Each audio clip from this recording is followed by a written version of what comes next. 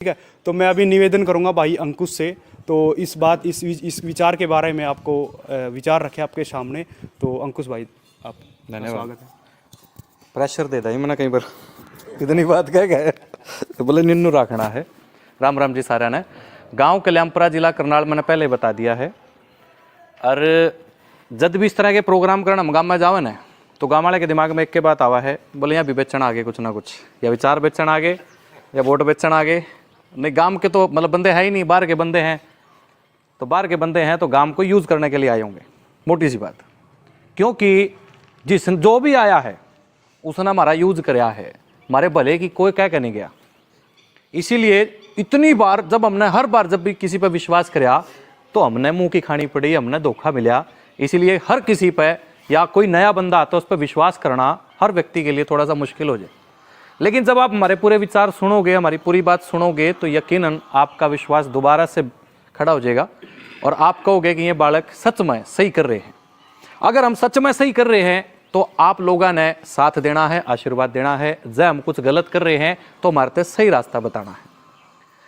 Dota लिया है, बहाना लिया है भगत सिंह, राजगुरु, सुखदेव की प्रतिमा का कि समाड़खा में हम रखेंगे और अनाज मंडी में हम प्रोग्राम करेंगे और सारे ने जोड़ेंगे। कितनी बार जुड़ गए हैं? लगभग 77 बार जुड़ गए हैं लोग। 77 बार अलग अलग चौक पे, अलग अलग जगह पे, कदे भगत सिंह की, कदे राजगुरु की, कदे सुखदेव की, कदे सुभाष की, कदे किसी की मूर्ति लावा है, फोटो खिंचावा है, अखबार में देवा है और अपना राजनीतिक करियर शुरू कर ले हैं। ये वही चीज है जिन धोखा की मैं बात करूं कि किसी के पीछे हम लाग गए और माना बेच कर चलिया गया। इस बार जो हम करने वाले हैं वो बहुत गहन और बहुत गंभीर और बहुत जरूरी मुद्दा है।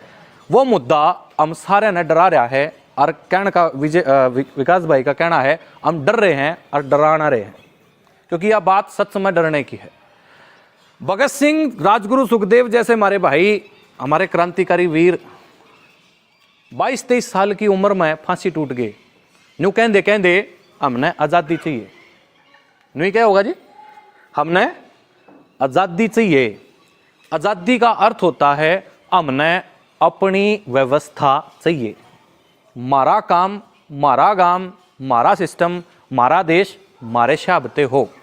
और न्यू क्या करते भगत सिंह और नु कहते फांसी टूट गए, अक मारे जाए पाछा क्रांति होगी और क्यों करे अंग्रेजा ने उरते खदेड़ देंगे और आप आज़ाद हो लेंगे। 47 में आप आज़ाद हो गए।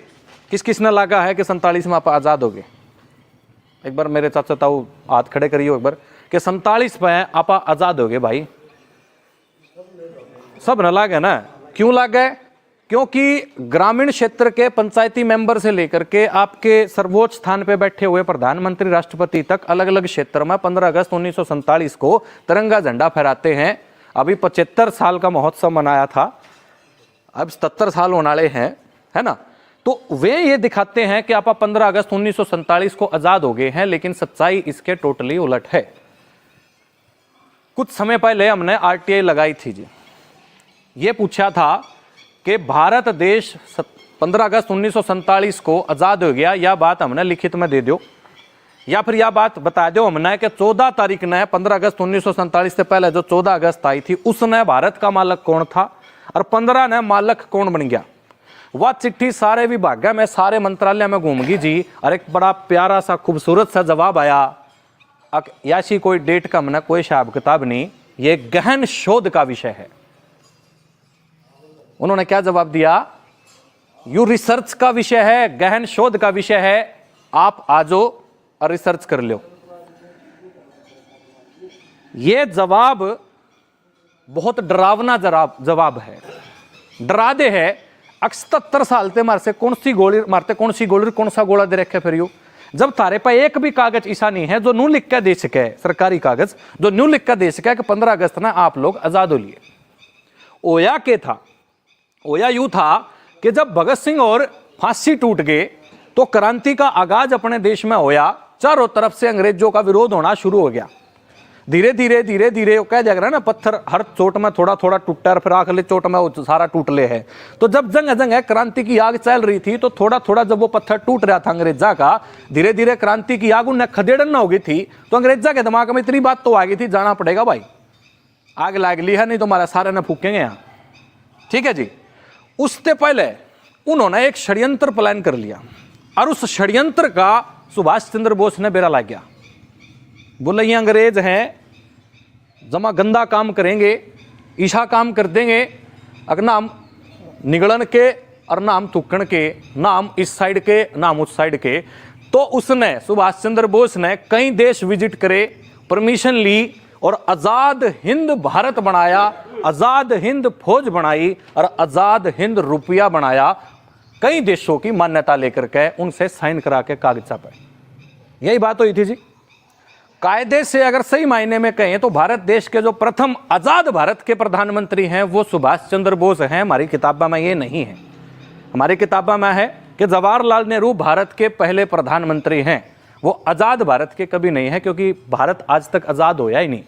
आज़ादी का अर्थ जब भगत सिंह की भाषा में कहें तो अपनी व्यवस्था, अपनी डिसीजन मेकिंग पावर, अपने निर्णय लेने की क्षमता। वो भगत सिंह और के विचार थे कि सब कुछ अपना हो, अंग्रेजा का ना हो।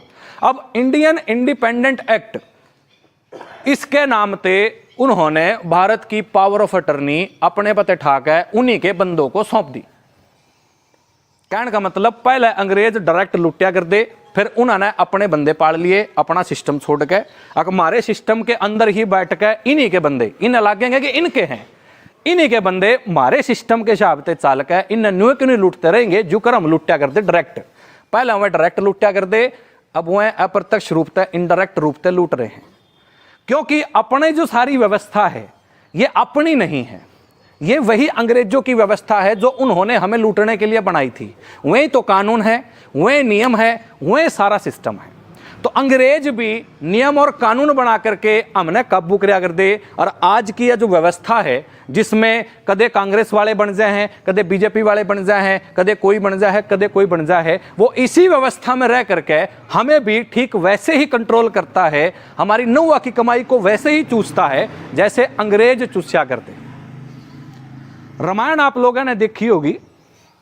रामायण में राम ने रावण मारा और रावण मारने के बाद कायदा यह कहते हैं कि राम को लंका पे बैठना चाहिए था राज करने के लिए, लेकिन राम ने बेरा था इस चीज का।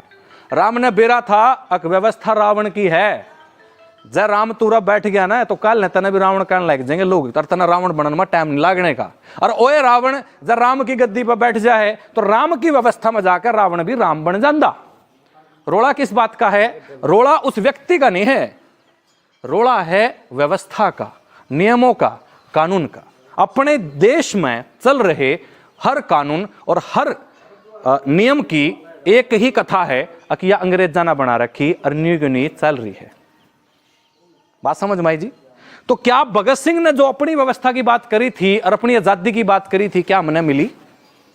इस व्यवस्था के हिसाब से जो रावण की व्यवस्था है इसमें तो आपने मिली को नहीं। क्यों नहीं मिली? आप कितने प्रत्यक्ष रूप से कितने उदाहरण हैं। कड़खा का एक जमा भला आदमी, जमा बढ़िया आदमी आपने राजनीति में तार दिया, अग भाई इस नाम एल बनाओगे और यू हमारे गांव के हिसाब से चलेगा। हमने जोर ला के आसपास घर के गाड़ी तेल फूक के टाइम काट के पीछे ला के फंड करके वो कड़खा का भला आदमी एमएलए बना के विधानसभा में भेज दिया और अब हमने उम्मीद है कड़खा का भला करेगा। जैसे ही विधानसभा में जाके वो शपथ ले ले है तो शपथ लेने के बाद उसके विचार, उसकी बात करने का ढंग सब बदल जे है। आप कह दो बंदा बदल गया, नहीं। शपथ लेने के बाद वो एक बात कहने लग जाए, अब काम थारे शाबते नहीं सिस्टम के शाबते होगा। हमने एमएलए बनाया था कि हमारे शाबते चलेगा क्योंकि भाईचारा हमारा है और हमने घर पे तेल फूकिया है, गाड़ी फूकी है, टाइम फूकिया है, बहुत कुछ फूकिया है उसको जताने के लिए। लेकिन जैसे ही वो रावण के सिस्टम में एंटर कर गया तो व्यवस्था रावण की है तो वो व्यवस्था के शाबते चलेगा, गांव के शाबते नहीं चलेगा। इसीलिए मारा भाई भी जैसे ही रावण के व्यवस्था में एंट्री कर जाता है तो वो रावण के शाबते चलेगा, अपने शाबते नहीं चलेगा। इसीलिए ये जो व्यवस्था है हमने जो मिल रही है अंग्रेजों की, ये हमारा कभी भला नहीं करेगी।